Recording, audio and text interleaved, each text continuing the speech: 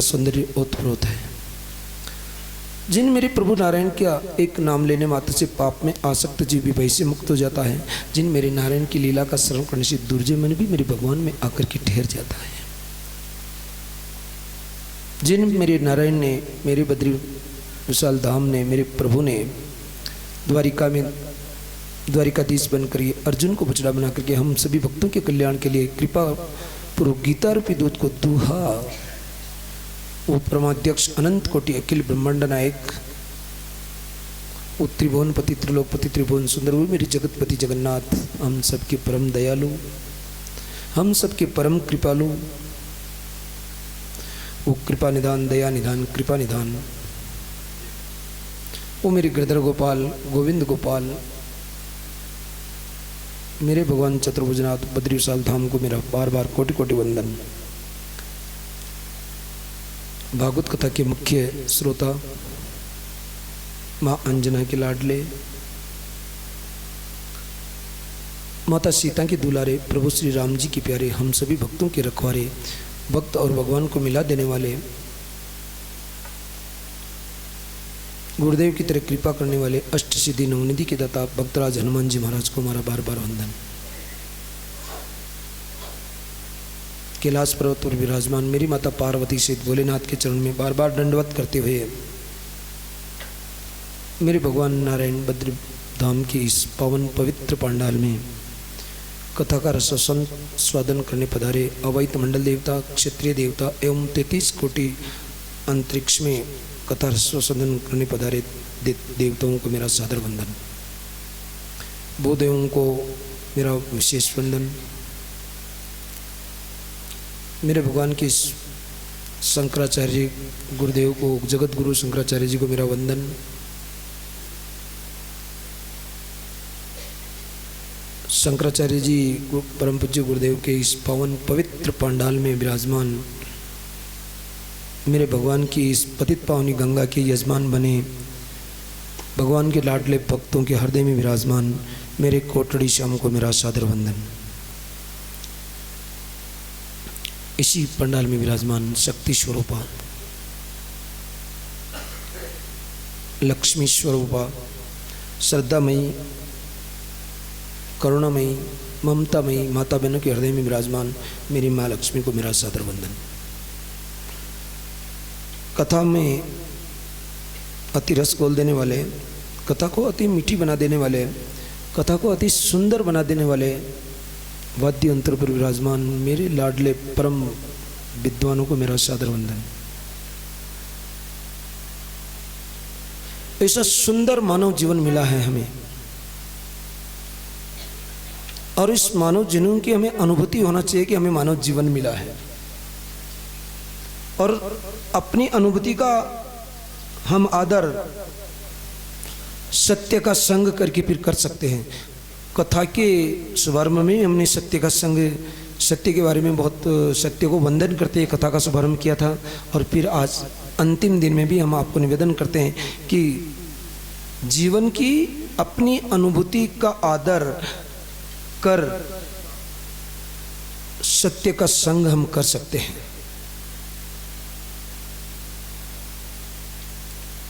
उस अनुभूति दाता से प्रेम करें, उस दाता पर हम विश्वास करें, उस दाता की हम स्मृति रखें,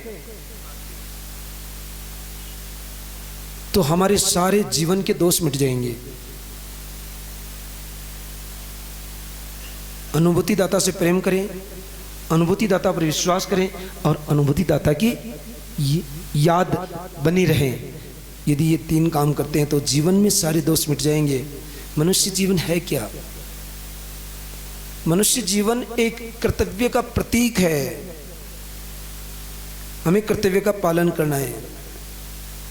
बाकी 84 लाख योनियों में कोई कर्तव्य नहीं है, केवल उदर पूर्ति का काम रहता है। परंतु मनुष्य जीवन में लक्ष्य है, कर्तव्य है, हमारी जिम्मेदारी है। क्या जिम्मेदारी? कि हम अपने साथ, जगत के साथ और प्रभु के साथ हमें क्या कर्तव्य करना है, अपने साथ क्या कर्तव्य है, जगत के साथ क्या कर्तव्य है और भगवान के साथ हमारा क्या कर्तव्य है, ये हमें जानकारी होनी चाहिए।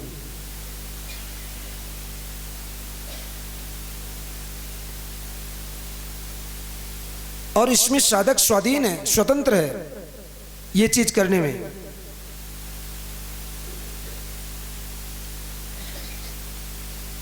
हमें मानव कहते हैं। मानव कौन है? मानव वो है, मानव जो मान ले वो मानव।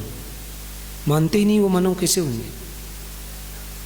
मानव का मतलब क्या होता है? जो मान ले, हर बात को मान ले वो मानव, जो माने ही नहीं वो मानव नहीं।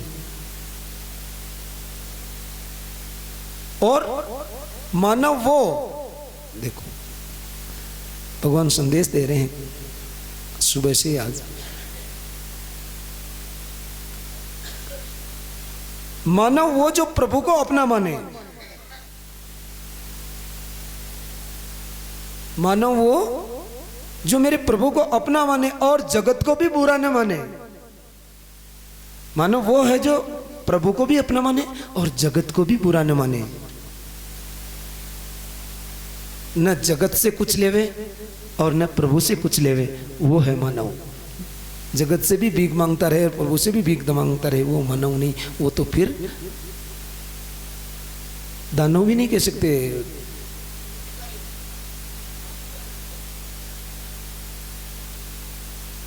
जानवर, पक्षी, पशु पक्षी होते ना, वो एक दूसरे का उसका भी ले लेते, उसका भी ले लेते, उसका भी ले लेते। तो फिर वो 84 लाख योनियों में हम जंतु ही है, जीव जंतु ही है।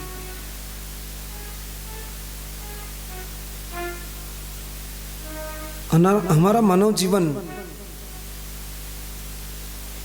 किसी कर्म का फल नहीं है। हमारा मानव जीवन अनंत कृपा, अनंत कृपा, अनंत कृपा बरसती है, जब जाकर के हमें मानव जीवन मिलता है।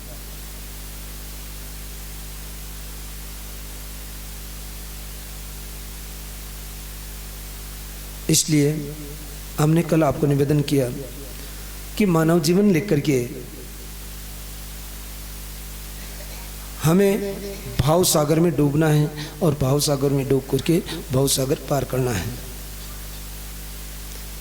हमें भगवान के मन की बात को पूरी करना है। जब हम भगवान हमें जन्म देते तो भगवान के मन की बात है कि ये जीव मेरा भजन करेगा और इसका कल्याण करेगा। कल्याण भगवान का नहीं करना है, हमारा करना। भगवान कहते हैं कि ये जीव, मैं इसको मनुष्य नहीं दे रहा हूं और ये मेरा भजन करेगा और इसका कल्याण करेगा। ये मेरे भगवान के मन की बात है। जो भगवान के मन की बात को पूरा करे वो मानव है।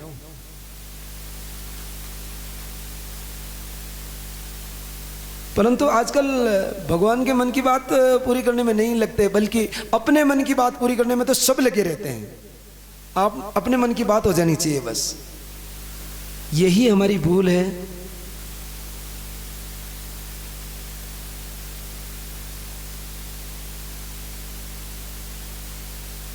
और भक्ति मार्ग के लिए जो हमने आपको निवेदन किया, भक्ति मार्ग बहुत लंबा है। भक्ति मार्ग में कहीं चोट नहीं लगती है, भक्ति मार्ग में कहीं खड्डा नहीं आएगा। बस केवल और केवल भक्ति मार्ग में हमें बहना है।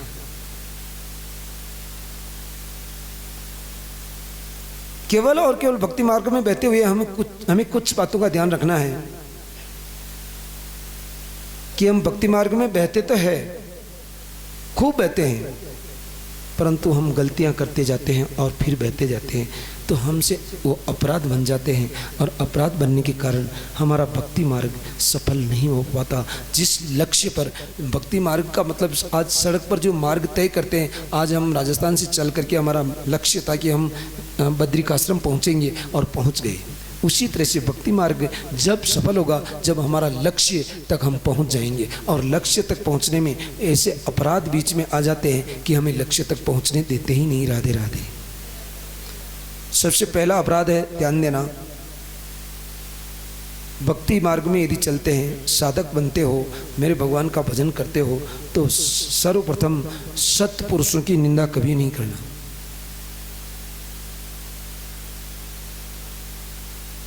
सत्पुरुषों की। सत्पुरुष कौन होते हैं? हम संत कहेंगे तो संत केवल आजकल दिखावे के मिलते हैं। संत मिलना बहुत कठिन है। संत मिलना बहुत कठिन है। इसलिए हम ये कह रहे हैं आपको पहले कि सत्पुरुषों की। सत्पुरुष वह है जो मनुष्य जीवन में केवल सत्य का मार्ग अपना करके चलते हैं। राधे राधे। और उन्हीं संत कहते हैं। संत ने पहनावे से होते हैं। चाहे शरीर पर कपड़ा नहीं है तो भी संत हो सकता, चाहे खेती कर रहा तो भी संत हो सकता, चाहे नौकरी कर रहा तो भी संत हो सकता, चाहे घर का काम कर रहा तो भी संत हो सकता। संत केवल आश्रम बना करके रहने से नहीं बन सकते।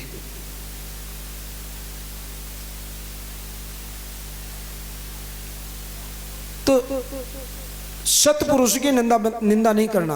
भक्ति मार्ग में यदि चलना है और आगे बढ़ना है तो सत्पुरुषों की निंदा करने से हमारी भक्ति नष्ट हो जाएगी और उस अपराध का फल हमें मालूम भी पड़ेगा। ध्यान देना, सत्पुरुषों की निंदा करेंगे तो भक्ति मार्ग में आगे नहीं बढ़ेंगे, बल्कि जो भक्ति है वो भी नष्ट हो जाएगी। और भक्ति नष्ट होने पर हमें क्या उसका एहसास होगा कि जब हम भजन करेंगे तो भजन में हमारा मन नहीं लगेगा। राधे राधे। पहली बात है भक्ति मार्ग में आगे यदि आप बढ़ना चाहते हैं, मेरे भगवान के भजन करना चाहते हैं और अपना जो मेरे भगवान ने जो आपको मानव जीवन का लक्ष्य दिया है उस लक्ष्य तक पहुंचना चाहते हैं, तो सत्पुरुषों की निंदा मत करना। जो भगवान का भजन करते हैं, जो सत्य के रास्ते पर चलते हैं, उनकी कभी निंदा करना नहीं। दूसरी बात, कल हमने आपको निवेदन किया था कि दूसरी बात, हम भगवान में भेद करते हैं तो भगवान में भेद मत करना कभी। यदि भगवान में भेद करोगे तो भी हमारी भक्ति नष्ट हो जाएगी। भगवान छोटे नहीं हो सकते, भगवान बड़े नहीं हो सकते। भगवान तो इस संसार में एक ही है और एक ही रहेंगे। भगवान कभी दो नहीं हुए। कथा में आपने कहा था कि स्वयं मनु ने मेरे भगवान से कहा कि आपका जैसा पुत्र, जब भगवान ने कहा कि मेरा जैसा दूसरा नहीं हो, मेरा स्वरूप कितने हो सकते, परंतु मैं हूं एक ही। जब भी भगवान को किसी ने पुत्र के रूप में मांगा तो भगवान स्वयं पुत्र बनकर के आए। ऐसा नहीं कि भगवान की जगह किसी दूसरे को भेज दिया। भगवान कभी तो नहीं हो सकते, चाहे वो भगवान बद्री विशाल भगवान के रूप में हो, चाहे मनसा श्याम के रूप में हो, चाहे कोटड़ी श्याम के रूप में हो, चाहे सिंगोली श्याम के रूप में हो, चाहे आपके जैसे किसी भी गाँव में जो मेरे भगवान का मंदिर है वहाँ चाहे रघुनाथ जी है, चाहे भोलेनाथ है, चाहे मेरे भगवान नारायण है, सब एक ही है। परमात्मा तो एक ही है, परमात्मा डबल नहीं हो सकते कभी। भगवान में कभी भेद देखना ही नहीं। जो भक्त यदि भगवान में भेद देख लेते हैं तो फिर उनकी भक्ति नष्ट हो जाती है, भक्ति के मार्ग पर आगे नहीं बढ़ सकते। राधे राधे। तीसरी बात, आप भक्ति में आगे बढ़ना चाहते तो आप हमने कहा था कि भगवत मार्ग में गुरु का होना जरूरी है। बिना गुरु के भगवत मार्ग पर आगे नहीं बढ़ा जा सकता। और गुरु है और गुरु मंत्र लिया है तो गुरु की आज्ञा की अवहेलना कभी नहीं करना जीवन में। यदि गुरु की आज्ञा की अवहेलना करी है तो आप भक्ति मार्ग में कभी आगे नहीं बढ़ सकते। लक्ष्य तक पहुंचना है, जीवन के लक्ष्य तक, तो फिर गुरु की आज्ञा की अवहेलना कभी नहीं करना। चौथी बात, भगवान के नाम के बल पर कभी पाप नहीं करना।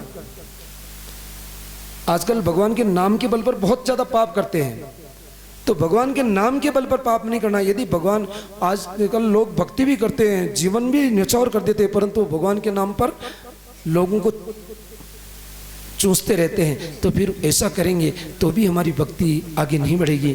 भगवान के नाम के बल पर कभी पाप नहीं करना।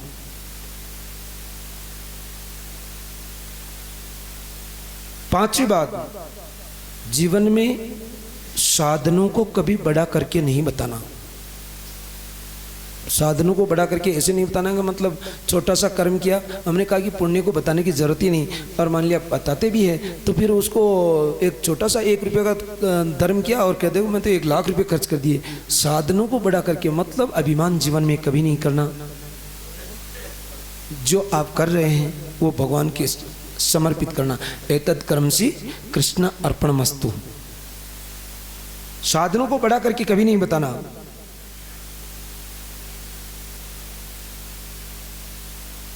छठा अपराध, नाम में अर्थवाद नहीं करना। भगवान के 1000 नाम हैं और एक ही 1000 नाम बराबर फल देने वाले हैं। एक भी नाम भगवान का ऐसा नहीं जो कम फल देवे। चाहे आप जो नाम मेरे भगवान का आपको अच्छा लगे उस नाम से आप भगवान का भजन करो। दूसरे आदमी दूसरे नाम से कर रहे हैं, अपने कोई दिक्कत नहीं। भगवान के 1000 ही नाम बराबर फल देने वाले हैं। नाम में अर्थवाद नहीं करना कि ये नाम अच्छा नहीं है, ये अच्छा, ये नाम अच्छा नहीं, ये अच्छा। ऐसा करेंगे तो भक्ति नष्ट हो जाएगी। नाम में अर्थवाद कभी नहीं करना। 7वां अपराध, अनिच्छुक आदमी को कभी नाम नहीं सुनाना भगवान का, यह भी अपराध बनेगा। यदि आप 2 आदमी बैठे हैं, आप किसी को भगवान की चर्चा कर रहे हैं बैठे बैठे, और अगला आदमी सुन ही नहीं रहा आपकी, और आप कथा करते जा रहे हैं, तो उसको तो दोष लगेगा या नहीं लगेगा, परंतु भगवान का नाम ऐसा फालतू नहीं है जो कोई बिना सुने किसी को सुनाए जाओ।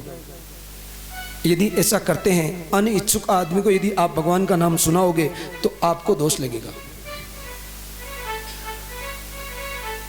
इसलिए तो बार बार जब आप बात करते हो तो हम बार बार यहाँ से बोल देते, भाई आप नहीं सुनने की इच्छा हो तो कथा भली रोक दे, परंतु सुनो। सारे श्रोता सुनने की इच्छा नहीं हो और महाराज बोलना करे तो महाराज को दोष लगेगा। अनिच्छुक आदमी को कभी नाम सुनाना नहीं। कोई ये कह दे, आप कहोगे लो चलो भागवत कथा चल रही है, भागवत कथा में चलें, खूब सुन रखी है भागवता, हमने तो बड़े बड़े वक्ताओं की कथा सुन रखी। ऐसा कहने वाले आदमी को कभी भागवत कथा सुनने के लिए कहना ही नहीं। क्यों? कि उसने कथा सुनना अभी प्रारंभ ही नहीं किया। चाहे कितने ही बड़े वक्ताओं की कथा में चला गया, परंतु कथा से उसने कुछ लिया नहीं। राधे राधे। कथा में जाने से, बैठने से और बताने से कि भाई मैं कथा में आया हूँ, इससे कथा नहीं सुनी जाती।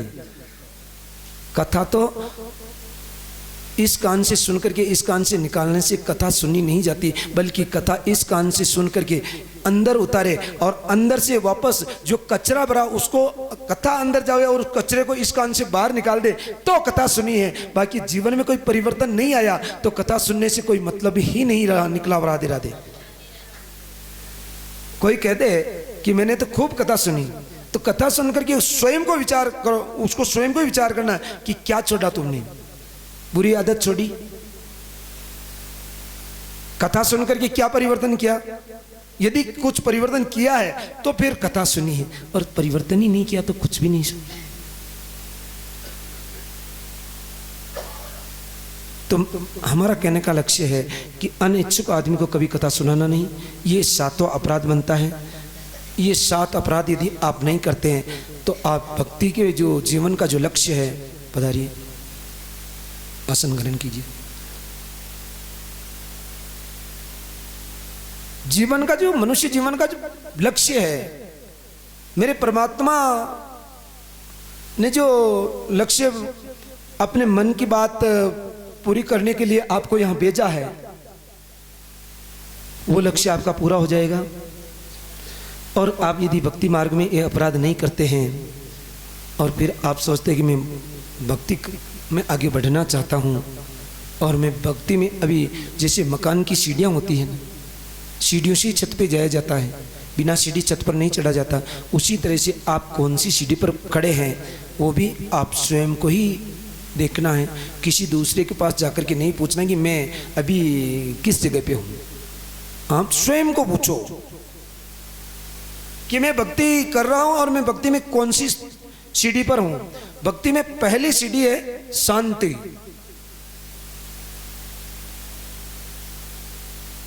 आप अपने आप स्वयं को पूछो कि आपके जीवन में शांति कितनी है, और यदि थोड़ी बहुत भी शांति है जीवन में तो आप सोचना मेरे जीवन में शांति है और आप पहली सीढ़ी पर चढ़ चुके हैं।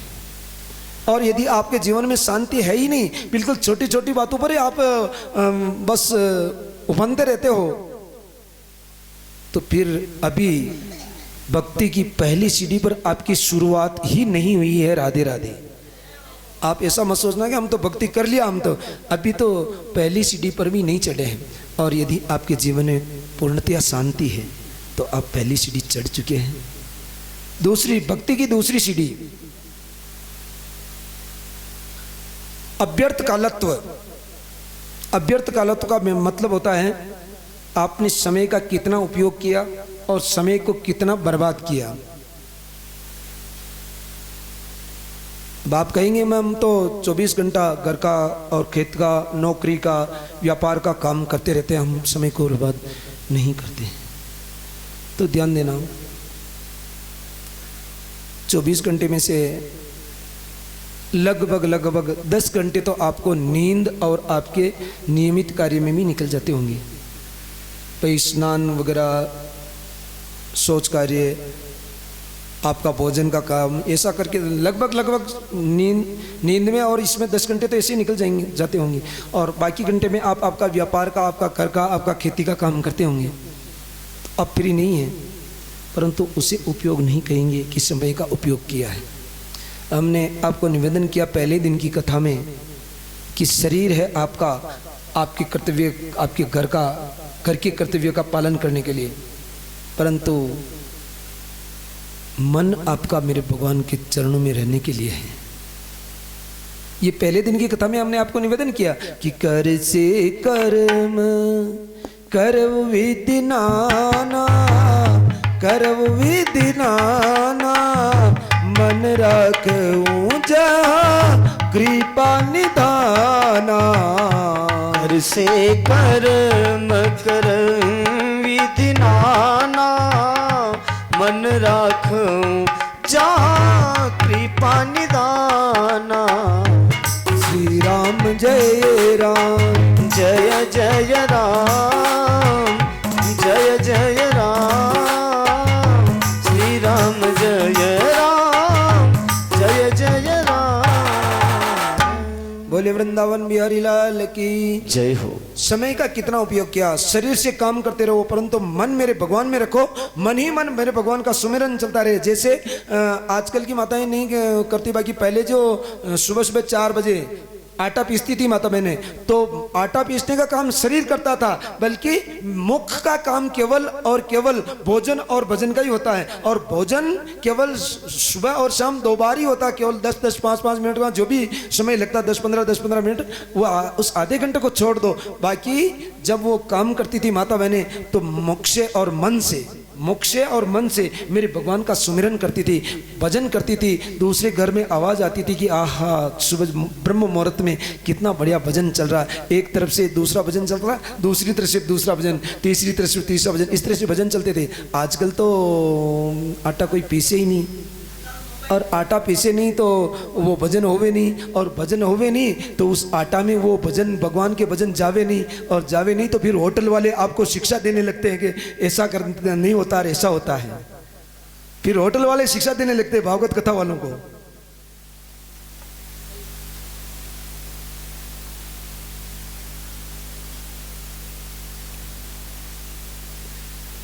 ये किसका फर्क है? जब हम खान पीन में भगवान का नाम नहीं घुलेगा, जब तक दूध में चीनी नहीं घोलोगे तो दूध मीठा हो जाएगा? बताओ, जोर से बोलो। नहीं होगा। तो आपके खान पीन में जो आहार की सामग्री है उसमें मेरे भगवान का नाम नहीं होगा, तो क्या आपका मन साफ हो जाएगा? नहीं हो सकता। इसीलिए हम आपको ये निवेदन कर रहे हैं कि आपके मन से आपका शरीर आपका कर्तव्य का पालन करे। वंदन आपको। परंतु आपका मन, आपका मुख मेरे भगवान का भजन करता रहे। यदि आपका मन और आपका मुख भगवान का भजन करता है तो आपने समय का सदुपयोग किया है जीवन में, और यदि ऐसा नहीं किया है तो आपका समय केवल और केवल आपका वो उदर पूर्ति के लिए व्यर्थ ही निकला है। राधे राधे, बर्बादी में निकला है। आपने यदि समय का सही सदुपयोग किया है तो भक्ति की दूसरी सीढ़ी भी आप चढ़ चुके हैं। तीसरी, महान शून्यता। महान शून्यता कहेंगे कि आज बाजार में जाओ, 10 रुपए लेकर के जाएंगे तो भी सामग्री मिलेगी, 5 रुपए लेकर के जाओगे तो भी कुछ न कुछ मिल जाएगा, 1 रुपया लेकर के जाओगे तो भी कुछ न कुछ मिल जाएगा। परंतु आप वहां जाकर के कहना कि शून्य, मैं शून्य लेकर के आया हूं, कुछ सामग्री दे दो, तो कोई दे देगा? नहीं देगा। शून्य का कोई मोल नहीं, इस मनुष्य जीवन का कोई मोल नहीं है। ये अमूल्य है मनुष्य जीवन, इसका अहंकार मत करो। आपके जीवन में महान शून्यता है कि जैसे शून्य का कोई मोल नहीं होता, उससे उस तरह से मेरा भी कोई मोल नहीं है। यदि आपके जीवन में महान शून्यता है, अभिमान नाम की कोई चीज नहीं है, तो आप भक्ति की तीसरी सीढ़ी चढ़ चुके हैं। राधे राधे। चौथी भक्ति की सीढ़ी आशाबंद, आशाबंद का मतलब भगवान कहते हैं कि मेरे मन की बात पूरी ये भक्त करे। तो भगवान के मन की बात क्या है? भगवत प्राप्ति। भगवान के मन की बात यही कि आप भजन करके भगवत प्राप्ति कर लो। तो आशाबंद का मतलब ये है कि आपके मनुष्य जीवन में आपको ये बराबर आशा होनी चाहिए कि मुझे भगवत प्राप्ति होगी।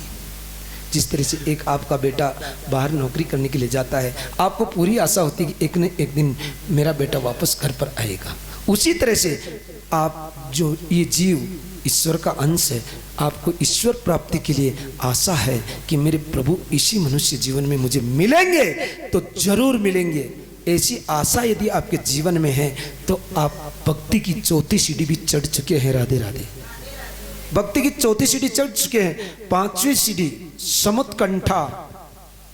समुत्कंठा में जिस तरह से आपका बेटा बाहर से नहीं आया, काफी समय हो गया और आप उसके लिए बार बार रोते हैं, और उसी तरह से आपको यदि परमात्मा की भी याद आए कि मेरे बद्रीनाथ भगवान की मुझे बहुत याद आ रही है, और आपके कंठ रुक जाए, आपकी आंखों से अश्रुधारा बहने लग जाए, तो सोचना कि आप भक्ति की पांचवी सीढ़ी भी चढ़ चुके हैं। राधे राधे।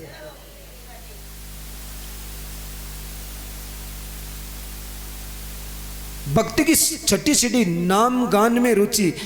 नाम गान में रुचि का मतलब आप कितना उल्लासपूर्वक भगवान का कीर्तन करते हैं। कितनी रुचि का मतलब यह कि एकदम भगवान में तन्मय होकर के आप भगवान का नाम कीर्तन करो। यदि इस तरह से आप मन लगा करके रुचि से भगवान का नाम लेते हैं तो आप भक्ति की छठी सीढ़ी भी चढ़ चुके हैं। सातवीं सीढ़ी, मेरे भगवान के गुण वर्णन में आपकी कितनी आसक्ति है। परिवार से खूब आसक्ति करते हैं। एक पति पत्नी से आसक्ति करता है, पत्नी पति से आसक्ति करती है, बेटे से माँ आसक्ति करती है, परंतु आपको भगवान के गुणों से कितनी आसक्ति है। आपको भगवान की कथा अच्छी लगती है, बहुत अच्छी लगती है, आप मन लगा करके सुनते हैं, परंतु ये भी आपको मालूम होना चाहिए कि आप को उनमें से कौन सी बात बहुत अच्छी लगी और वो आपके हृदय में उतर गई। गुण वर्णन में आसक्ति का मतलब भगवान के गुण का जब से यहाँ कथा चालू होती तब से अंत तक भगवान के गुणों का वर्णन ही चलता है, और उसमें से आपको कितने गुण मेरे भगवान के हृदय में उतरे, वो आसक्ति, उससे आपको प्रेम हो गया कि वाह वाह, वो बात तो मुझे, वो प्रसंग तो इतना अच्छा लगा, इतना अच्छा लगा। यदि ऐसा एक दिन में आप एक प्रसंग भी यदि आप मन में उतारते और उससे आपकी आसक्ति उतरती, बार बार उसको याद करते, बार बार उसको याद करते, तो आपकी मेरे भगवान के गुणों में बहुत बड़ी आसक्ति है और आप सातवीं सीढ़ी भी चढ़ चुके हैं। आपको कितना याद रहा। जैसे आप कथा सुन करके यहां बैठते हैं और बातें करते हो, वो हो गया और वो हो गया और वो हो गया, इसी बात नहीं करके आप एक दिन ये बात करते कि आज दिन में कथा चली थी और उसमें वो प्रसंग मुझे बहुत अच्छा लगा था। दूसरा कहेगा मुझे वो अच्छा लगा था, वो अच्छा लगा था।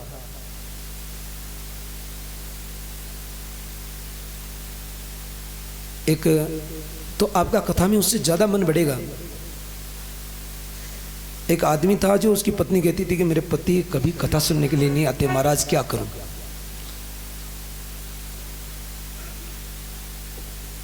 कभी आ जाएंगे, तुम ऐसा करो, तुमको जो कथा सुनती हो आज घर पे जाके थोड़ी बहुत कथा उनको सुना दिया करो, मान लिया उनका मन लग जाए उससे तो आ जाएंगे, नहीं लगेगा तो तुम जानो, तुम्हारा काम जानो।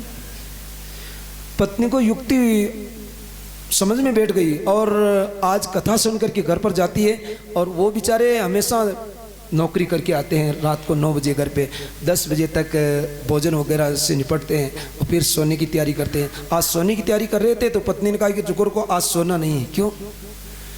आज मैं कथा में गई थी ना, महाराज ने इतनी बढ़िया कथा सुनाई, इतनी बढ़िया कथा सुनाई कि मत पूछो, इसलिए आज आपको नींद नहीं निकालनी, आज मैं कथा आपको वो सुना रही हूँ।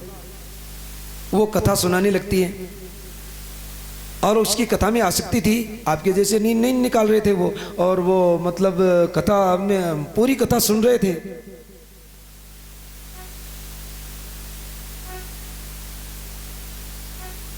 तो पति पत्नी कथा सुनाने लगी, पूरी की पूरी कथा। महाराज 3 घंटा की कथा करते, 3 घंटा की कथा आज पति को सुनाने लगी। 10 बजे से रात की 1 बज गई। दूसरे दिन फिर आई, अरे कल तो क्या कथा थी, आज उसके बावजूद और बढ़िया कथा थी, आज सुनो आपको सोना नहीं है। और फिर 10 बजे से 1 बजे तक फिर कथा सुना देती है। तीसरे दिन पति कहते कि आज ड्यूटी पे नहीं जाऊंगा। क्यों?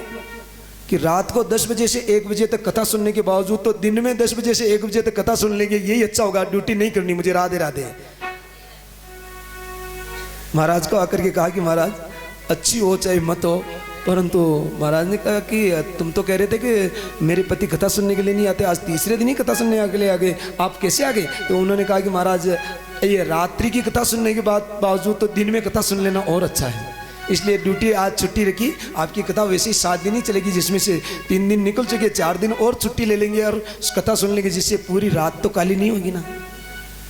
तो आप अपने परिवार से जब भी कथा सुन करके जाओ या आप यहाँ चर्चा करो, तो ये हमने पहली बात कही थी कि निंदा मत करना। तो निंदा क्यों करते हो? भगवान की कथा से विचार किया करो कि आपको आज की दिन की कथा में कौन सी कथा अच्छी लगी या आपको कौन सी याद रही। यदि आप ऐसा करते हैं तो आपकी 7वीं सीढ़ी भी कंप्लीट है, और फिर 8वीं सीढ़ी और अंतिम सीढ़ी भक्ति की। मेरे भगवान के धाम में कितनी प्रीति है आपकी, मेरे भगवान के धाम में कितना वास है। आप कहेंगे धाम तो अभी ये बद्रीनाथ धाम है, हमेशा तो यहाँ नहीं रह सकते, कितनी प्रीति रखें, हमेशा द्वारिका में नहीं रह सकते, हमेशा जगन्नाथपुरी नहीं रह सकते, कथा करोगे तभी चलेंगे।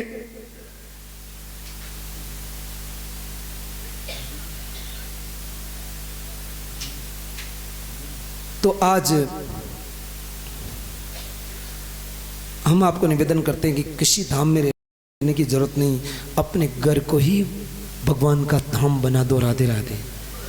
अपने मन को ही भगवान का धाम बना दो, इस मन मंदिर को ही बद्रीनाथ का मंदिर बना दो, ये धाम बन जाएगा। यदि ऐसा करते हैं, मेरे भगवान आपके मन मंदिर में सदा सदा के लिए विराजते हैं, तो आपकी 8वीं सीढ़ी भी कंप्लीट है और आप भक्ति में सफल हो चुके हैं। भगवत प्राप्ति से आपको कोई नहीं रोक सकता। राधे राधे।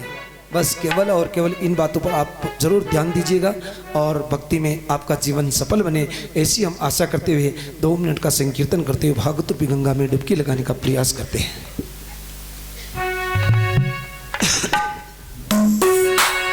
बात समझ में आई अब हमारी, झूठी है ये दुनियादारी। अच्छा। और न लो अब परीक्षा हमारी, और न लो अब परीक्षा हमारी। आए शरण अब प्रभु हम तुम्हारी, आए शरण अब प्रभु हम तुम्हारी। बात समझ में आई अब हमारी, बात समझ में आई अब हमारी। झूठी है सारी दुनियादारी, झूठी है सारी दुनियादारी। और न लो अब परीक्षा हमारी, कह दो भगवान से, और न लो अब परीक्षा हमारी। क्यों? आए शरण प्रभु हम तुम्हारी, आए शरण अब प्रभु हम तुम्हारी। शरण में जाने के बाद परीक्षा कभी नहीं होती, इसलिए कह दो भगवान के प्रभु अब और परीक्षा मत लो। क्यों? कि हम आपकी शरण में आ गए हैं और शरण में आने के बाद मेरी भगवान परीक्षा नहीं लेंगे। राधे राधे। जब तक शरण में नहीं है, हम भक्ति कर रहे हैं, शरण में नहीं है तो परीक्षा होगी, और हमने शरणागति स्वीकार कर ली है तो फिर मेरे भगवान परीक्षा नहीं करेंगे। और फिर कह दो ना कि अब आए हैं शरण हम, अब हम तुम्हारी। आए शरण अब प्रभु हम तुम्हारी।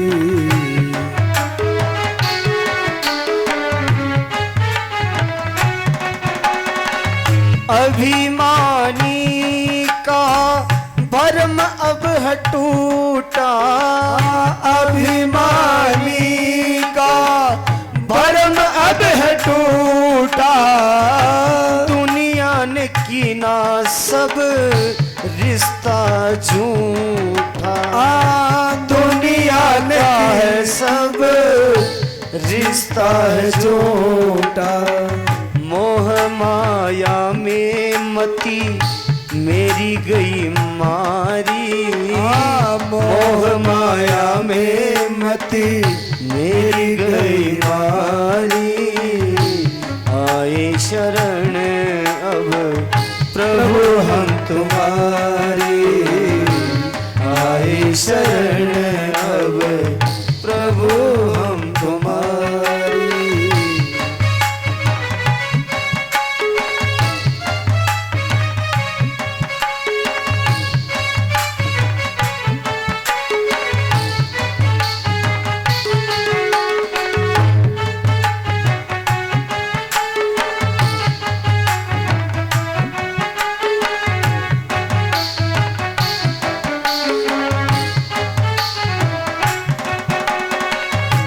जिन पे भरोसा करके समझा था अपना जिन पे भरोसा कर समझा था अपना टूटा भरम सारा झूठा था सपना हाँ टूटा भरम सारा झूठा था सपना मतलब की थी हाँ सबकी यारी संसार की मतलब की यारी है मतलब की थी सारी ये यारी आए शरण अब प्रभु हम तुम्हारे आए शरण अब प्रभु हम तुम्हारे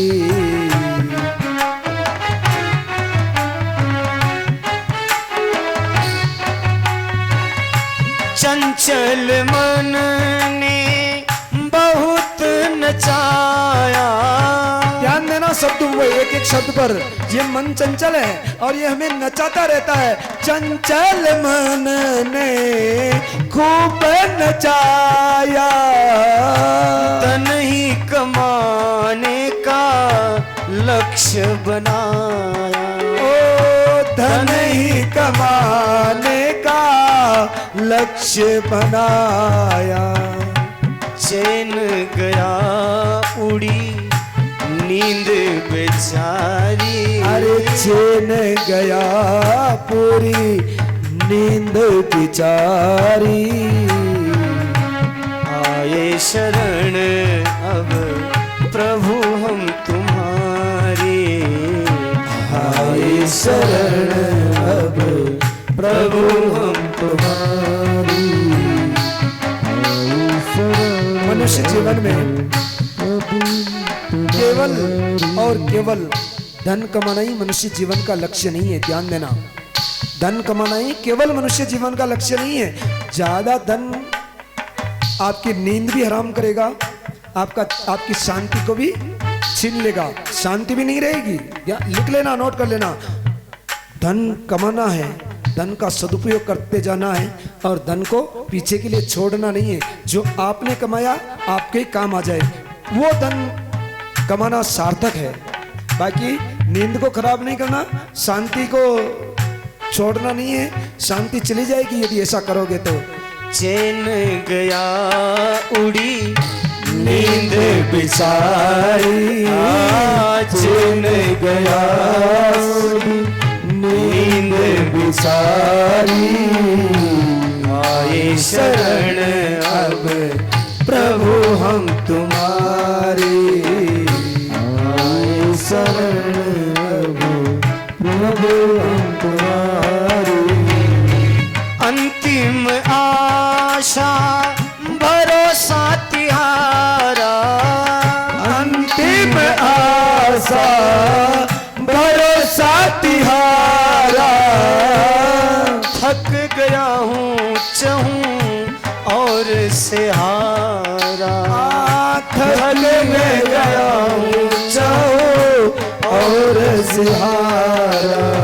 कब दृष्टि एक मिनट, आसरा कब लेते हैं भगवान का? जब कोई भी सहारा नहीं होता, तब अब परिवार वाले भी बदल जाते, उनका भी सहारा नहीं होता, तब कहते हैं कि अब मैं चारों ओर से थक गया हूँ और प्रभु आपका ही सहारा। ऐसे हम आपको वास्तव में व्यासपीठ से निवेदन करें कि हमने देखे हैं, खूब धन कमाया, खूब धन कमाया, और फिर वो धन काम नहीं आया, आया वो क्या वो करते ना, द्वादशा करते जिसमें काम आया, और बचे हुए धन से और बेटे बेटे लड़ने लगे, उसकी हिस्सेदारी में भी लड़ने लगे, तो वो तुम्हारे काम नहीं आया, आपको हॉस्पिटल ले जाने वाला नहीं था, आपको वो धन शांति नहीं दिया। इसलिए फिर सहारा लेते हो तो पहले ही लो ना भगवान का सहारा, बाद में आपका धन नहीं रहेगा, चाबी आपके पास नहीं है, आपके धन के मालिक दूसरे बन जाएंगे, फिर क्या मतलब निकलेगा? अंतिम आशा भरोसा तिहारा, अंतिम आशा भरोसा तिहारा, थक में गया हूँ चाहूँ और से हारा। अरे थक में गया हूँ चाहूँ और से हारा।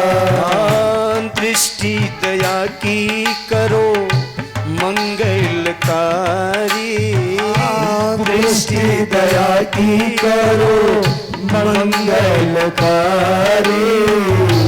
आए शरण अब राधे हमारी, आए शरण अब प्रभु हम तुम्हारी। बात समझ में आई अब हमारी, बात समझ में आई अब हमारी, झूठी है सारी दुनियादारी, झूठी है सारी दुनियादारी।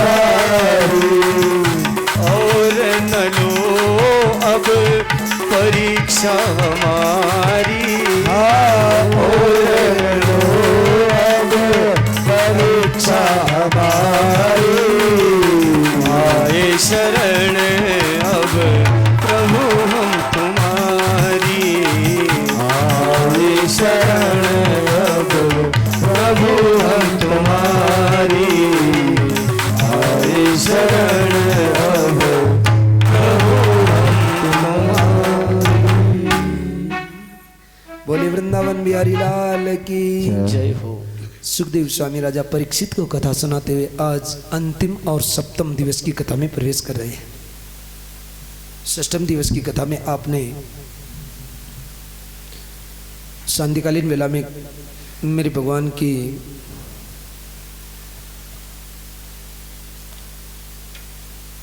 उद्धव जी को अभिमान दूर करने के लिए मेरे भगवान ने ब्रज में भेजा। उद्धव जी मेरे भगवान गोपियाँ, माता यशोदा, नंद बाबा और राधा जी का प्रेम देख करके उनकी ज्ञान की डुमडुमी फेल हो जाती है प्रेम के ढोल के सामने। उद्धव जी का ज्ञान अभिमान दूर होता है, उद्धव जी वापस पधारते हैं। मेरे भगवान का सांदीपनी आश्रम में अल्पकाल के लिए विद्या अध्ययन करने के लिए जाना और गुरु दक्षिणा में गुरुपुत्र को प्रदान करना। मेरे भगवान उद्धव को कहते हैं कि मैं ब्रज के बिना नहीं रह सकता, मुझे ब्रज की बहुत याद आती है। और माता रेवती का विवाह बलदाऊ जी के साथ में होना और मेरी भगवान द्वारिकाधीश का जरासंध के साथ युद्ध करते हुए द्वारिका का निर्माण करना और अपना नाम रणछोड़ बनाते हुए द्वारिका में प्रस्थान करना, द्वारिका में सुधर्म सभा का निर्माण करना और मेरे भगवान रुक्मिणी जी के साथ उनका भव्य मंगल होना। यहाँ तक की कथा कल आप सुन चुके थे। माता रुक्मिणी मेरे भगवान की अर्धांगिनी मन करके सोचती कि मैं बड़ी भाग्यशाली हूँ। माता रुक्मिणी कोई काम पत्नी नहीं थी, माता लक्ष्मी साक्षात लक्ष्मी का अवतार है। और माता लक्ष्मी कहती कामस्तु वासुदेवांशो दग्ध प्राग रुद्रमन्युना देहोपत्ते भूयस्त्वेम प्रत्यबद्धता है। वो कहती कि मैं कितने जन्मों का पुण्य मेरा उदय हो गया कि मैं भगवान आज मुझे अर्धांगिनी के रूप में मुझे स्वीकार किया है। माता लक्ष्मी अपने आप को धन्यवाद देती है कि मैं बहुत भाग्यशाली हूँ। कुछ समय निकलता है, माता रुक्मिणी ने एक पुत्र को जन्म दिया, परंतु समलासुर नाम का राक्षस धाई बन करके वहाँ रहता है और 10 दिन में प्रसूति गृह से प्रद्युम्न का अपहरण कर लेते हैं। माता रुक्मिणी बहुत दुखी होती है। मेरे भगवान कहते हैं कि दुख में तड़पो मती और सुख में फूलो मती। दुख में तड़पो मती, सुख में फूलो मती, प्राण जाए पर मेरे प्रभु का नाम भूलो मती। मुरली वाले का मन, मुरली वाले को मन में रिझाते चलो, कृष्ण गोविंद गाते चलो। समलासुर मेरे भगवान माता रुक्मिणी के पुत्र प्रद्युम्न का अपहरण कर लेते हैं और आकाश मार्ग से जाते हुए समुद्र में गिरा देते हैं। समुद्र में गिराने पर एक मछली उनको निगल जाती है और 3 वर्ष तक प्रद्युम्न मछली के पेट गर्भ में रहते हैं। एक दिन एक मछुआरा आता है और मछली के लिए जाल डालता है। जाल अटक जाता है। मछुआरा समझता है किसी चट्टान में मेरा जाल उलझ गया है। बल लगा करके जाल को खींचता है तो बड़ी भारी मछली बाहर निकलती है। मछुआरा सोचता है कि आज तो मैं इस राजा समलासुर के दरबार में इस मछली को ले जाऊंगा। इस मछली को देख करके राजा समलासुर मुझे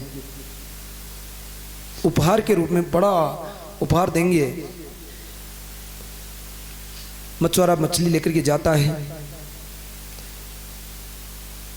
और समलासुर उनको वास्तव में प्रोत्साहन के रूप में बहुत उपहार देते हैं और मछली को रसोई घर में भेज दिया जाता है। रसोई घर में कामदेव की पति रति जो विद्यावती के रूप में वहाँ काम करती है, दूसरा स्वरूप बना करके। क्यों करती है कि जब भगवान भोलेनाथ भजन कर रहे थे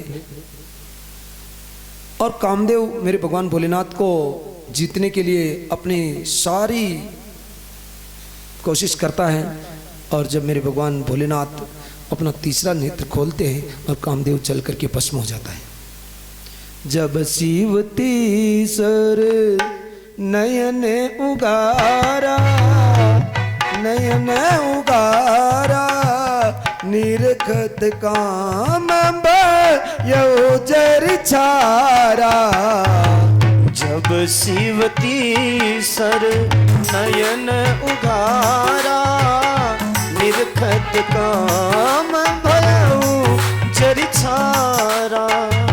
जब शिव तीसर। शंकर बा की उम्र तो घनी है। अभी मेरे मन में 2 मिनट पहले विचार आया था कि भी इनको पूछूं भाई शंकर बा को ज़्यादा बुखार आ रहा है क्या?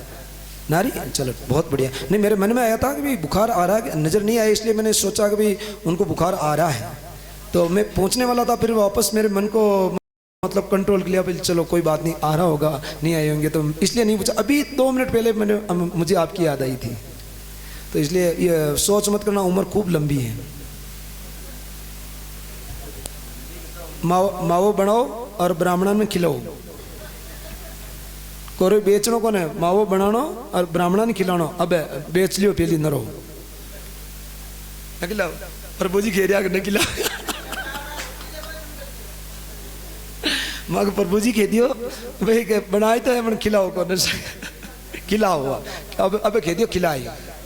अब मैं आता रहे वहाँ खिलाता रही। हाँ सर, वाह वाह, ना हो तो उठी खना दे, बहुत अच्छी बात। जब मेरे भगवान भोलेनाथ ने अपना तीसरा नेत्र खोल के कामदेव को भस्म कर देते हैं, उसी समय रति मेरे भगवान के पास जाकर के कहती कि प्रभु मुझे विधवा बना दिया आपने, मैं बिना पति के तो रह ही नहीं सकती, मैं बिना पति के नहीं रह सकती प्रभु, मैं क्या करूं, मैं कहां जाऊं? अब रुदन करने लगी। तो मेरे भगवान भोलेनाथ कहते कि चिंता न करो, तुम जाओ समलासुर के यहाँ भोजनशाला में, तुम रसोई के रूप में दूसरा स्वरूप बना करके काम करो, तुम्हारे पति बालक के रूप में तुम्हें वहां मिल जाएंगे। ऐसा मेरे भगवान वहां कह रहे थे, तब तक समलासुर वहां आ जाता है और समलासुर आकर के मेरे भगवान का की स्तुति करता है। मेरे भगवान भोलेनाथ कहते कि मांगो, क्या वरदान मांगना चाहते हो? तो समलासुर कहता है कि प्रभु ये रत्ती है ना, मुझे पत्नी के रूप में मुझे दे दो। तो मेरे भगवान ने कहा कि ले जाओ, तथास्तु। रत्ती ने कहा कि प्रभु ये क्या कर रहे हो, एक तरफ तो मुझे कह रहे हो कि वहां पति मिल जाएंगे, एक मुझे पत्नी के रूप में मांग रहा, आपने इसको कह दिया कि ले जाओ। तो रत्ती को मेरे भगवान भोलेनाथ ने कहा कि चिंता न करो, जो राक्षस मुझे वरदान मांगते हैं मुझे देना पड़ता है। जब भी ये समलासुर तुझे काम भाव से देख करके तेरे पास आने लगे तो मैं तुझे एक मंत्र दे रहा हूं, उस मंत्र का जाप करने लग जाना, ये वो काम भाव को भूल जाएगा और वापस चला जाएगा। राधे राधे। तो आज मेरे भगवान भोलेनाथ रत्ती को मंत्र दे देते हैं। रत्ती विद्यावती के रूप में समलासुर के यहाँ रसोई घर में काम करती है। आज मछली को रसोई घर में पहुंचाया जाता है। रसोई घर में जो भी रसोई काम करते थे, मछली को चीरा जाता है, उसमें से एक बालक निकलता है। उसी समय श्रीमन नारायण नारायण नारायण, बोलो बोलो नारायण नारायण नारायण, बोलो बोलो नारायण नारायण नारायण, बोलो नारायण नारायण नारायण। बोले वृंदावन बिहारी लाल की जय हो। नारद जी महाराज पधार जाते हैं और विद्यावती को कहते हैं कि देखो ये जो बालक निकला ये कोई और नहीं, ये तुम्हारा पति है और तुम रसायन विद्या की जानकार हो, इन्हें बड़ा बड़ा बना दो। उसी समय रति अपने विद्यावती के रूप में जो काम करती विद्यावती अपने पति को रसायन विद्या द्वारा बड़ा बना देती है। और समलासुर को मालूम पड़ता है कि मेरे रसोई घर में कोई अन्य पुरुष रहता है। आज समलासुर आता है और प्रद्युम्न जी के और उनके भयंकर युद्ध होता है। मेरे भगवान प्रद्युम्न जी आज समलासुर का गोविंदाय नमो नमः करते हुए अपनी पत्नी रति को लेकर के द्वारिका में पधारते हैं। द्वारिका में आते तो द्वारिका के लोग देखते हैं कि ओहो यो साक्षात भगवान द्वारिकाधीश ही आ रहे हैं। ऐसा स्वरूप था, बाप और बेटे में कोई चेंजेज ही नहीं था। तो आज सभी लोग द्वारिकाधीश ही आ रहे क्या। और जब द्वारिकाधीश देखते थे कि ओहो ये ऐसा तो मेरा बेटा होना चाहिए, ऐसा तो मेरा बेटा था। और माता रुक्मिणी भी आज ममता जागृत हो जाती है और माता रुक्मिणी कहती कि यदि मेरा बेटा होता तो ऐसा का ऐसा होता। उसी समय नारद जी महाराज फिर पधार जाते हैं और नारद जी महाराज कहते हैं कि माता ये कोई दूसरे का बेटा नहीं, ये आपका ही बेटा है। ये तो आपका पैसा खर्च नहीं करवाया और पत्नी लेने के लिए गया था। आपको टेंट लगाने पड़ते, साउंड चलाना पड़ता और भोजन बनाना पड़ता। बहुत सारी विवाह में तो 6 महीने पहले से तैयारी करनी पड़ती। माता आपको तैयारी नहीं करनी पड़ी, बल्कि ये बहू लेकर के आया है, ये आपके पुत्र और पुत्र वधू है। आज मेरे भगवान द्वारिकाधीश माता रुक्मिणी पुत्र और पुत्र वधू को प्राप्त करके बहुत खुश होते हैं। राधे राधे। हाँ, हो सकता है सुखदेव स्वामी राजा परीक्षित को कथा सुनाते हैं। कहते हैं कि एक दिन मेरे भगवान सुधर्म सभा में विराजमान है। सत्राजित एक समंतक मणि लेकर के मेरे भगवान की सुधर्म सभा में आता है। तो मेरे भगवान वो समंतक मणि हमेशा 8 बार सोना देती थी। 8 बार सोने का मतलब 2 क्विंटल सोना हमेशा। मेरे प्रभु द्वारिकाधीश कहते कि सत्राजित एक बात बताओ कि तुम परिवार में कितने सदस्य हो। सत्राजित कहता है कि प्रभु हम 4 सदस्य हैं। कौन कौन? एक मैं, एक मेरी पत्नी, एक मेरा भाई प्रसेनजित और एक मेरी बेटी सत्यभामा। मेरे प्रभु कहते हैं ये तो 3.5 ही हुई है, बेटी तो आधी होती है और फिर वो छोटी है। मतलब बस में बैठोगे तो आधा की टिकट दोगे कि ये तो मेरी छोटी ही बेटी। तो तुम 4 कैसे बता रहे हो? हाँ प्रभु जो भी है। तो मेरे भगवान कहते कि देखो मैं तेरे ऊपर दबाव तो नहीं डालता, परंतु एक बात बताता हूँ कि ये समंतक मणि जो 8 बार सोना देती है, ये यदि तुम खजाने में जमा करा दो तो जब अकाल पड़ेगा तो जनता के लिए काम आएगी। सत्राजित कहता है कि नहीं ये समंतक मणि मेरी है, मैं कैसे जमा करा दूं खजाने में? नहीं करा सकता, इसका मालिक मैं हूँ। मेरे द्वारिकाधीश कहते कि मैं नहीं कह रहा कि ये मैं इसका मालिक हूँ, तुम इसको मालिक हो। मैं तो केवल एक बात बता रहा था, नहीं जमा कराओ तो कोई दिक्कत नहीं। सत्राजित वापस चला जाता है। एक दिन समंतक मणि को लेकर के प्रसेनजीत आखेट खेलने के लिए जाता है, और आखेट खेलने के लिए जाता है तो जंगल में सुदूर जाने के बाद एक शेर से प्रसेनजीत की मुठभेड़ होती है, और प्रसेनजीत को शेर मार देता है और समंतक मणि को लेकर के आगे चला जाता है। समंतक मणि को लेकर के शेर आगे जा रहा था तो उसकी एक भालू से भिड़ंत हो गई, और भालू शेर को मार देता है और समंतक मणि को लेकर के गुफा में चला जाता है। इधर प्रसेनजीत जब काफी समय तक नहीं आया तो सत्राजीत ने मेरे भगवान के ऊपर कलंक लगा दिया कि हो न हो मेरे भाई की हत्या करवा दी द्वारिकाधीश ने। बलदाऊ जी को बहुत क्रोध आया, हल और मुसल लेकर के बलदाऊ जी सत्राजीत का वध करने लगे, परंतु मेरे भगवान ने रोक दिया कि भैया नहीं, इसको मारने से हमारा कलंक नहीं मिटेगा। समंतक मणि कहाँ है इसका पता लगा करके रहेंगे, इसको मारने से क्या मतलब।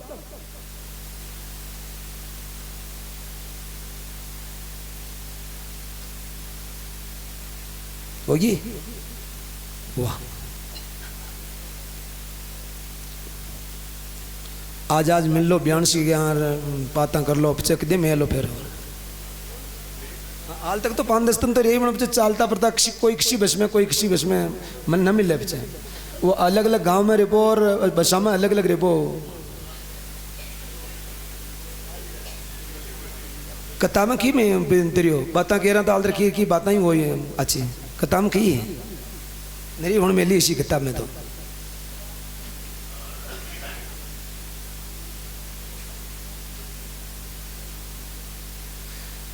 हम बात सुनो, बातें करने के लिए भी हम मना नहीं करते हैं। जैसे हमारे कलोल में पंडाल था ना, वैसा पंडाल होता लंबा चौड़ा, और उसमें पीछे बैठ करके कोई बातें कर रहे हैं, कोई छर पर खेल रहे हैं तो भी हमें कोई आपत्ति नहीं थी। खेलते होंगे, वहाँ तो नहीं खेलते थे, वहाँ तो इतने मन लगा करके कथा सुनते थे कि उनके जैसे श्रोता तो आज दिन तक कथा में कहीं मिले ही नहीं। ऐसे गलत है कि सही है श्याम जी बोलो? मतलब हजारों की संख्या में श्रोता बैठते थे, दोनों तरफ आदमी, और अलग अलग खेत में पंडाल था, परंतु बातें नहीं करते थे, उन्होंने मन लगा कर ये कथा सुनी थी। और इसीलिए तो वो मनसा में इतने श्रोताओं में से 200 श्रोता तो मनसा में भागवत को पहुंचाने के लिए आए थे, बाकी सुनते नहीं तो भागवत को पहुंचाने के लिए नहीं आते। वो ले जाए महाराज यहाँ का जी, मतलब आपका जो मनसा श्याम का दरबार था, अभी जो पंडाल है उसमें श्रोता भीड़ करके बैठे थे तो भी बाहर खड़े थे। और थोड़ा निवेदन है, आज की कथा है, फिर आपकी इच्छा करो तो भी मैं मना नहीं करूंगा। मेरी आदत है कहने की, जो कह देता हूँ फिर मैं भी पछताता हूँ मैंने क्यों कह दिया।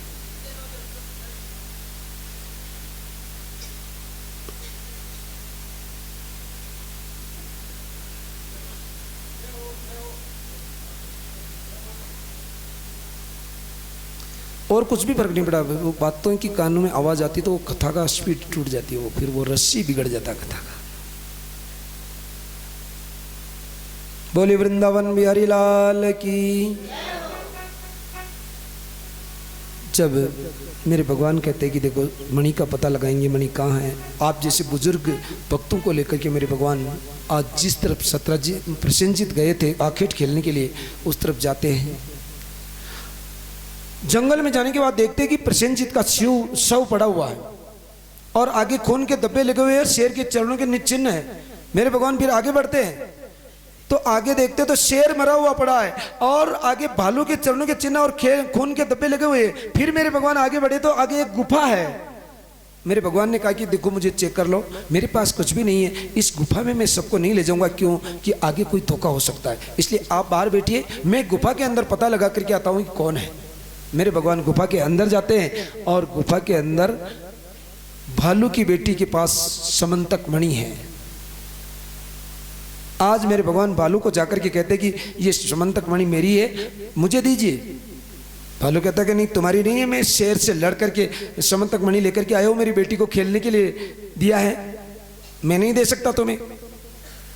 मेरे भगवान ने कहा कि इस समंतक मणि से मेरे कलंक लगा है और मैं इसे लेकर के रहूंगा। और भालू के और मेरे भगवान के बीच में युद्ध होने लगता है। 1 दिन 2 दिन नहीं बल्कि 27 दिन तक लगातार युद्ध चलता है।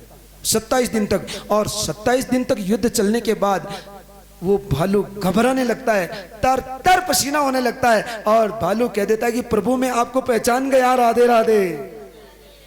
कौन था वो भालू? जामवन जी। धन्यवाद, ताली बजाओ एक बार जोरदार। कथा ऐसे चलती है। जामवन जी से जब त्रेता युग में मेरे प्रभु श्री राम और रावण का युद्ध चल रहा था, मेरे प्रभु श्री राम ने युद्ध विराम की घोषणा कर दी कि युद्ध, रावण मर चुका है, युद्ध विराम किया जाता है। तो जामवन जी मेरे भगवान रामचंद्र जी के पास आते हैं और कहते कि प्रभु आपने युद्ध विराम की घोषणा कर दी, मेरे साथ तो कोई योद्धा लड़ने वाला आया ही नहीं। रावण ने आपको क्यों, आपने रावण को क्यों मार दिया? मुझे मारने देते, मेरे हाथों में खुजली चल रही है, मेरे समान कोई योद्धा मिला ही नहीं मुझे। अब आप तैयार हो जाओ। किसके लिए? युद्ध के लिए। मेरे हाथों की खुजली मेटूंगा मैं, आप और मैं आपके साथ में युद्ध करूंगा। मेरे प्रभु श्री राम कहते कि देखो अभी मैं मर्यादा पुरुषोत्तम हूं, मैं तुम्हारे साथ युद्ध नहीं कर सकता। फिर एक जामुन जी सेवक है, मेरे प्रभु स्वामी है, एक सेवक और स्वामी का युद्ध अच्छा नहीं लगता, एक बाप बेटे का युद्ध अच्छा नहीं लगता, एक गुरु शिष्य का युद्ध अच्छा नहीं लगता। इसलिए देखो मैं तुम्हारे साथ अभी युद्ध नहीं कर सकता। तुम्हारे हाथों की खुजली मिटाने के लिए मैं लीला पुरुषोत्तम बनकर के द्वापर में कृष्ण बनकर के आऊंगा और तुम्हारी हाथों की खुजली मिटा दूंगा। मेरे जामन जी कहते कि प्रभु आप आओगे, मुझे क्या मालूम पड़ेगा कि आप मेरे साथ युद्ध कर रहे हैं, मुझे क्या मालूम पड़ेगा प्रभु? तो मेरे प्रभु कहते कि देखो पहली बात तो यह है कि तुम्हारे सामने कोई योद्धा युद्ध कर ही नहीं सकता, तुम इतने बलवान हो। पहली बात तो तुम्हारे सामने कोई योद्धा युद्ध कर ही नहीं सकता, तो तुम्हारे सामने मैं युद्ध करूंगा तो ये समझ जाना कि भाई मैं युद्ध कर रहा हूं, बाकी कोई तुम्हारे सामने टिक ही नहीं सकता योद्धा, तुम्हारे समान कोई योद्धा है ही नहीं। दूसरी बात, फिर भी आप नहीं पहचान सको तो युद्ध करते करते तुम्हारा जी भर जाए युद्ध से और तुम्हारा जी घबराने भी लग जाए और तुम अपने प्राणों को संकट में समझ लो, तुम्हारे शरीर से तर तर पसीना निकलने लग जाए, तो ये समझ लेना कि मैं स्वयं तुम्हारे साथ युद्ध कर रहा हूं। राधे राधे। प्रेम से बोलो, एक बार जोर से बोल दो। आहा, आज जामन जी पहचान जाते हैं कि प्रभु मैं पहचान गया आपको, अब मेरे प्राण संकट में है, मेरे साथ युद्ध करने वाला कोई योद्धा इस धरती पर है ही नहीं, आप स्वयं ही मेरे साथ युद्ध कर रहे हैं। परंतु प्रभु मैं एक विनती करता हूं आपसे कि एक बार उसी रूप में मुझे दर्शन दे दो, एक बार उसी रूप में मुझे दर्शन दे दो प्रभु, मेरा संशय निकल जाएगा। अब इतना कहने के बाद भी तुझे संशय, तो मेरे प्रभु श्री राम तो भक्त की हर बात को स्वीकार करते हैं और कहते हैं आंखें बंद करो। आंखें खोली तो मेरे भगवान धनुष बाण लेकर के राम रूप में आज जामन जी को दर्शन दे देते हैं। बोले रामचंद्र भगवान की। आहा, दर्शन दे दिया। अब तुम जामन जी कहते कि प्रभु सब कुछ ठीक है परंतु मणि तो नहीं दूंगा। फिर भी मणि नहीं दो? 27 दिन तक युद्ध किया, राम रूप में दर्शन दे दिया, फिर भी मणि? हाँ प्रभु ऐसे नहीं दो। तो कैसे दोगे? प्रभु मेरी बेटी जामवती को मैं आपको समर्पित करना चाहता हूँ, यदि आप मुझे मेरी बेटी को स्वीकार करो तो ये मणि भी उसके साथ में दे दूंगा। प्रभु मेरे प्रभु स्वीकार करते हैं। जामवती को लेकर के आज वापस पधारते हैं, मणि को लेकर के और जामवती को लेकर के पधारते हैं। सुधर्म सभा में सत्राजित को बुलाया जाता है और सत्राजित को बुला करके मणि मेरे भगवान सत्राजित को प्रदान करते हैं। सत्राजित आज लज्जित होता है कि प्रभु मैंने आपके ऊपर कलंक लगाया है, मुझे क्षमा कर दीजिए, मणि मुझे नहीं चाहिए। परंतु मेरे प्रभु कहते हैं कि जो कलंक, जिस चीज से कलंक लगे वो चाहे कितनी अनमोल क्यों ना हो, मुझे नहीं चाहिए, तुरंत ले जा इसको। ध्यान देना, मनुष्य जीवन में किसी चीज से आपके कलंक लग रहा हो और वो करोड़ों अरबों रुपए की भी क्यों ना हो, परंतु उसको अपने घर में मत लाना। कलंक मिटता नहीं है जीवन में, कलंक जीवन में मिटता नहीं है। ऐसा धन नहीं चाहिए जिससे आपके जीवन में आपके ऊपर कलंक लगे। चाहे भूखा रहना मंजूर करो परंतु कलंक मत लगने दो। ये मनुष्य जीवन बहुत अनमोल है। सत्राजित मणि ले लेता है परंतु हाथ जोड़ करके क्षमा प्रार्थी होता है कि प्रभु मैंने बहुत बड़ी भारी गलती करी, एक विनती तो मेरी भी स्वीकार करनी पड़ेगी आपको। मेरे प्रभु कहते कि चलो, प्रभु तो शरणागत वत्सल है, जो इनके शरण में आ जाते, गलती करके भी शरण में आ जाए, उसको मेरे भगवान स्वीकार कर लेते, उसको दंड नहीं देते। मेरे भगवान कहते कि हाँ बोलो क्या करे हो। तो सत्राजित कहते कि प्रभु मेरी बेटी सत्यभामा का विवाह मैं आपके साथ करना चाहता हूँ। आहा, मेरे प्रभु कहते कि मंजूर है। आज सत्यभामा का और जामवती का मेरे भगवान एक साथ विवाह करते हैं और सत्राजित विवेक से काम करता हुआ उस मणि को सत्यभामा जी के कन्यादान में डाल देता है। राधे राधे। मेरे भगवान स्वीकार करते हैं, परंतु सत्राजित को मणि वापस देकर के कहते कि देखो तुम्हारी एक ही बेटी है और तुम जब तक दोनों पति पत्नी हो तब तक तुम्हारा कर्तव्य पारायण करने के लिए तुम इस मणि को अपने पास रखो। जब तुम भगवान के धाम में चले जाओगे तो फिर ये मणि तुम्हारी बेटी के पास वैसे आ जाएगी, इसलिए आपके पास रखो। मणि सत्राजित को मेरे भगवान दे देते हैं। उधर शतधर्मा जिसके साथ सत्यभामा जी की शादी होनी थी और कलंक लगाने के कारण मेरे भगवान के साथ सत्यभामा जी का विवाह हो गया, तो शतधर्मा के मन में आक्रोश हो गया। तो एक दिन मौका पा करके शतधर्मा ने सत्राजित का सिर काट दिया और मणि लेकर के भाग गया। सत्यभामा जी मेरे भगवान की सुधर्म सभा में जाकर के रोदन करती है कि प्रभु मेरे पिता की हत्या सत्राजित ने कर दी है। मेरे प्रभु को भी दुख होता है कि देख तुम्हारे पिता अकेले के नहीं, मेरे भी पिता है, वो मेरे भी धर्म के पिता है। जितना दुख तुम्हें है उतना दुख मुझे भी है। मेरे भगवान सुधर्म सभा से उठ जाते हैं और शतधर्मा का पीछा करते हैं। शतधर्मा समझ जाता है कि अब मैं नहीं बच सकता, मणि को अक्रूर जी को दे देता है। अक्रूर जी उस मणि को लेकर के काशी चले जाते हैं। मेरे भगवान शतधर्मा का पीछा करते हैं और शतधर्मा को सुदर्शन चक्र से उसका सिर काट देते हैं, परंतु मणि ढूंढते मणि नहीं मिलती। मेरे भगवान ने सोचा मणि कहाँ गई। कुछ समय निकलता है तो ऐसा समाचार मिलता है कि अक्रूर जी काशी में एक यज्ञ नहीं बल्कि 3 यज्ञ कर रहे हैं। ऐसा सुन सोच करके मेरे भगवान ने अपनी दिव्य दृष्टि से देखा कि अक्रूर चाचा ने पूरे जीवन में कभी यज्ञ नहीं किया और इस अल्प समय में 3 यज्ञ करना एक किसी बिना पैसे की यज्ञ कभी होता नहीं। मेरे भगवान अक्रूर चाचा के पास जाते हैं और अक्रूर चाचा को कहते हैं कि चाचा जी मणि कहाँ है। चाचा कहते मेरे पास मणि नहीं। मेरे भगवान कहते कि चाचा जी वो जैसे ढकी ढमी रह जाए ना वो अच्छी है, फिर मैं जनता में तुम्हारा वो पूरा प्रचार करूंगा कि मणि कहाँ है, कैसे है, कैसे जनता में निकालूंगा, नहीं तो अभी दे दो ठीक रहेगा, अभी हम दोनों ही हैं केवल। और उसी समय अक्रूर चाचा समझ जाते हैं और कपड़ों में मणि को लिपेट करके मेरे भगवान को प्रदान कर देते हैं। राधे राधे।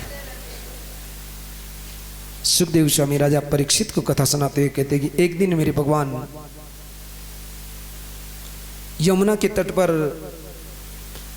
अर्जुन के साथ में घूम रहे थे।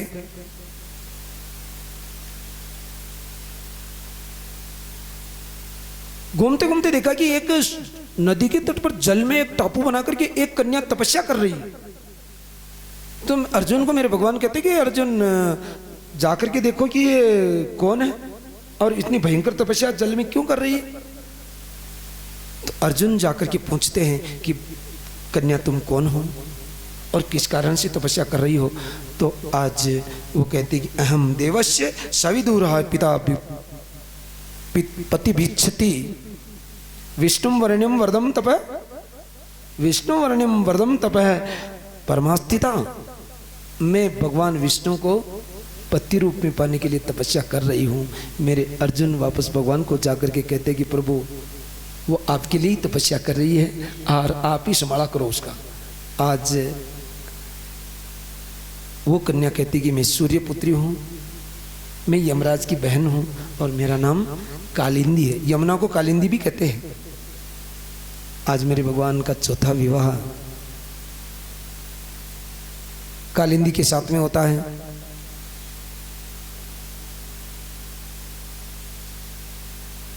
सूरसेन राजा के यहां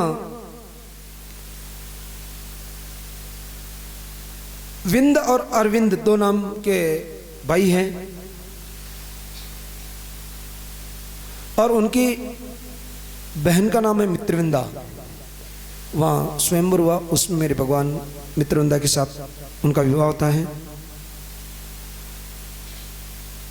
नग्नजीत नाम के राजा, जो बड़े यशस्वी राजा है, उनकी बेटी का नाम है सत्या, नग्नजीती भी कहते हैं उसे। उन्होंने अपनी बेटी का स्वयंवर रखा, उसमें ये घोषणा करवाई कि जो 7 बेलों को एक ही नाथ से नाथ दे, उनके साथ में मेरी बेटी का विवाह करूंगा। मेरे भगवान सारे राजा हार जाते हैं, कोई भी नहीं नाथ सकता, परंतु मेरे भगवान जाते हैं, मेरे भगवान पधारते हैं और अपने 7 रूप बना करके एक ही डोरी से 7 बेलों को एक ही बार में नाथ देते हैं और सत्या का विवाह मेरे भगवान के साथ में होता है।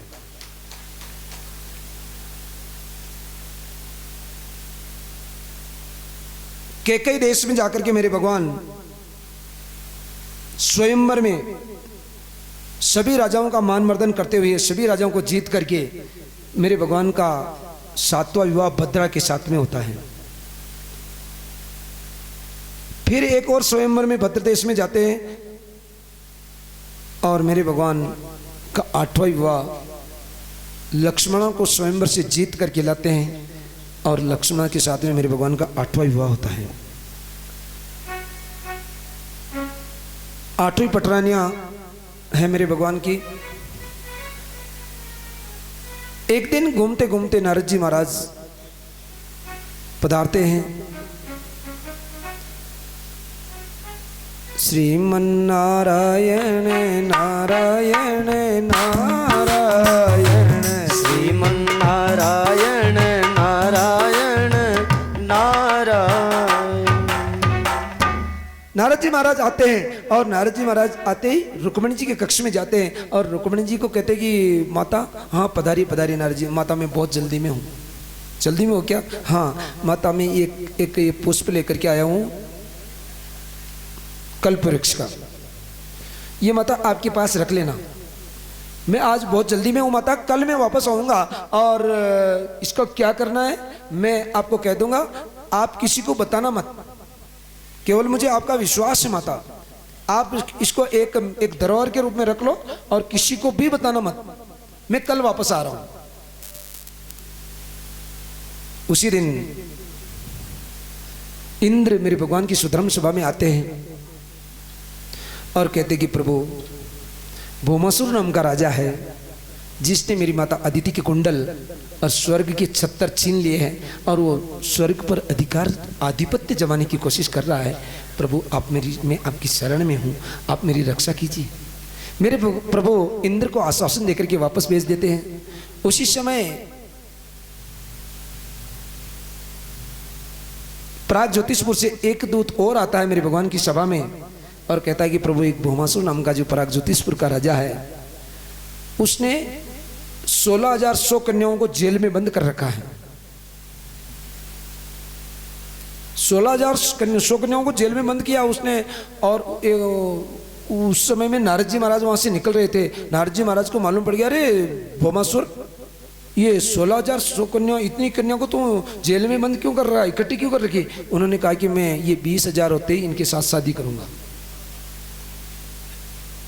तो नारद जी महाराज ने कहा कि देख, जब तक मैं वापस नहीं आऊं तब तक तुम इनके ऊपर बुरी नजर डाल करके मत देखना। नहीं तो इनका यदि तू पतिव्रत धर्म नष्ट करेगा या इनको पत्नी रूप में तू कोशिश करेगा, कामत्व भाव से इनके पास में जाएगा, तो तेरा सिर फट जाएगा और तू मृत्यु को प्राप्त हो जाएगा।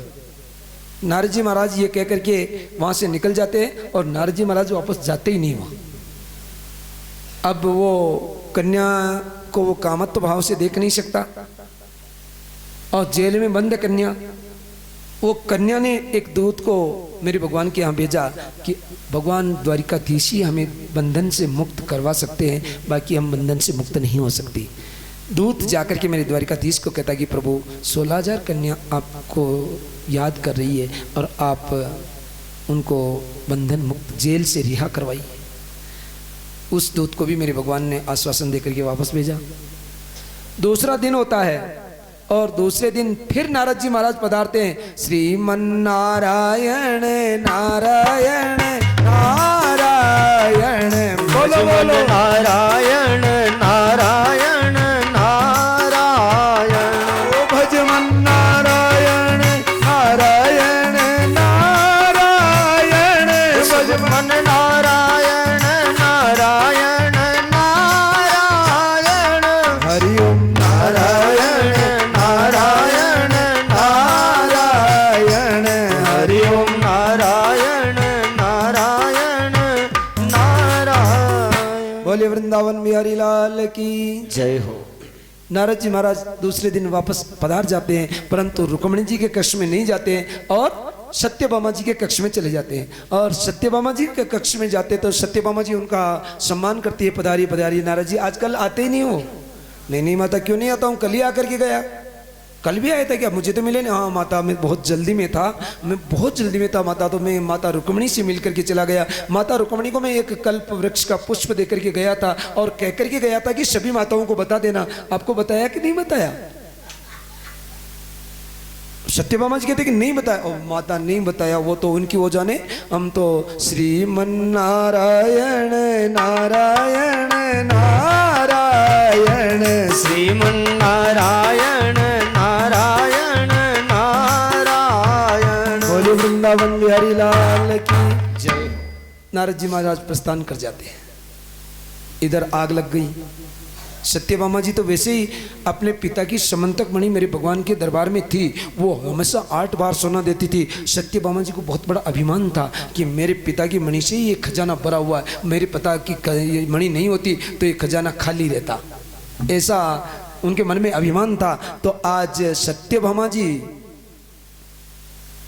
को भवन में चली जाती है और मेरे भगवान ध्यान देना, वापस जब सुधर्म सभा से पधारते हैं तो सर्वप्रथम सत्यभामा जी के कक्ष में ही जाते हैं। और सत्यभामा जी यदि कक्ष में नहीं मिलते तो मेरे भगवान दूसरी रानी के पास ढूंढने के लिए नहीं जाते, बल्कि कोप भवन में ही जाते कि सत्यभामा जी कक्ष में नहीं मिली तो कोप भवन में मिलेगी। मेरे भगवान को पूरा पता था कि सत्यभामा जी यदि कक्ष में नहीं तो कोप भवन में, और कोप भवन में नहीं तो कक्ष में। जब कोप भवन में जाकर के मेरे भगवान सत्यभामा जी को कहते कि क्या बात हो गई देवी, कोप भवन में आने की क्या जरूरत पड़ गई? कि बात मत करो मेरे से, तुम्हारी तो एक ही रानी है, वो पटरानी रुक्मिणी, उनसे बात करो, हम तो दासियां हैं तुम्हारी। मेरे भगवान कहते कि देखो मैं सबसे बराबर प्रेम करता हूँ, मेरे लिए कोई छोटी बड़ी नहीं है, आप ही पटरानी हो वो भी पटरानी। नहीं नहीं नहीं, बात मत करो मेरे से। हुआ क्या ये तो बताओ कि क्या हुआ? एक कल्प वृक्ष का क्या मायना था जो रुक्मिणी को नारद जी महाराज देख करके गए थे और कहा था कि सब रानियों को बता देना, और उसने अपने आप को सबसे बड़ी पटरानी समझते हुए कल्प वृक्ष को छुपा लिया। मेरे भगवान ने कहा कि कोई बात नहीं, मैं देखो माता रुक्मिणी भोली डाली रानी है, माता रुक्मिणी को नारद जी मना करके गए, वो क्यों बताएगी? नारद जी महाराज की आज्ञा का पालन कर रही थी। परंतु सत्यभामा जी ने कहा कि मेरे भगवान कहते हैं कि चिंता मत करो, मैं तुम्हें कल्प वृक्ष ला करके दे दूंगा। नहीं चाहिए तो क्या करें फिर? अब मतलब इसका कुछ संशोधन तो बताओ, समाधान तो बताओ। उन्होंने कहा कि मुझे कल्प वृक्ष चाहिए और मेरे कक्ष के सामने कल्प वृक्ष लगेगा और उसके फूल आएंगे और मैं मां रुक्मिणी को मेरे कक्ष की तरफ झांकने नहीं दूंगी। राधे राधे। आहा, मेरे भगवान कहते कि कल्प वृक्ष चाहिए, हाँ तो फिर तैयारी करो। ध्यान देना, नारद जी महाराज किसी को भी लड़ाते हैं तो भी उसमें जनता का भला है, उसमें कोई कारण है।